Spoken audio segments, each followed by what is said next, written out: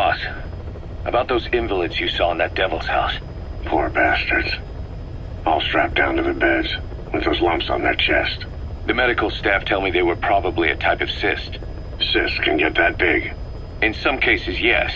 But supposing they're a kind of atheroma forming on the surface of the skin, the size is just too big, and the appearance is all wrong.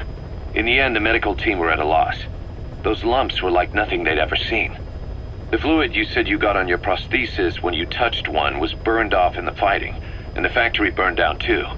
None of the tests we did once you were back at the base revealed a pathogen that could have caused them. Meaning we don't have a single sample to work with. Everything went up in flames. What worries the medical team most is whether it's contagious. Whether there's a chance we could end up like that. And? Mother Base's sanitation control has always been strict. After all, war is great at transporting diseases. For the time being at least, there's no sign of contagion or any symptoms that could be related. One more thing. About the surgery that had been performed on the people in the Devil's House. Yeah? You said that their throats were cut open, with an acoustic tube pushed inside? Right. The tubes were hooked up to tape recorders, playing some kind of audio. Well, we picked up some of that audio through your radio transmissions and recorded it here. The intel team has been working on analyzing the communications log. What have they found? There's nothing tying the contents together.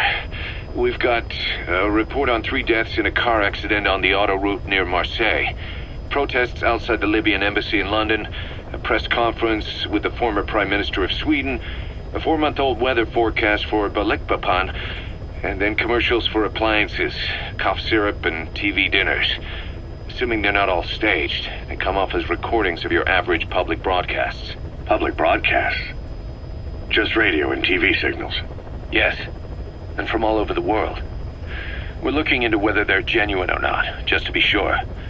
What else?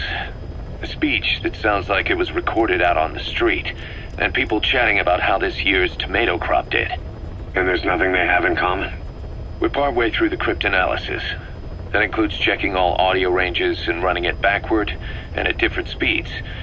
Then there's vocabulary breakdown for political suggestions, ideological common points. But I don't think it's going to get us anywhere. Where were the recordings made? There's nothing linking them from that angle either. Just like you reported, we've detected virtually every major language there is. French, German, Italian, Spanish, including South American accents. Then there's Russian, Hindi, Arabic, Portuguese, Mandarin, Cantonese, Japanese. They're nothing if not thorough. Well, I don't know if we've got them all covered. Ignoring the ones that have gone extinct, supposedly over 5,000 languages exist today. Besides, English isn't one of the ones we picked up. Really? English? I know. Only 5% of the world's population is a native English speaker. But when you factor in those who've acquired it as a second language, nearly 1/3 of the people speak it. The world's dominant lingua franca. You gotta figure they had it somewhere among all the languages in that place. No English. Bear in mind we didn't hear everything that was played in that room. We couldn't isolate the more distant sounds due to static and the program could have been set to change every day. In a nutshell, for reasons unknown, people in that room with a common medical condition were made to listen to recordings in languages from around the world. It's not clear how the growths on their chests fit into it. It could have been treatment for them, or maybe an experiment of some kind. I'm guessing one person knows. Yeah, Skullface. He was there. The only thing we can say for sure is that he's involved.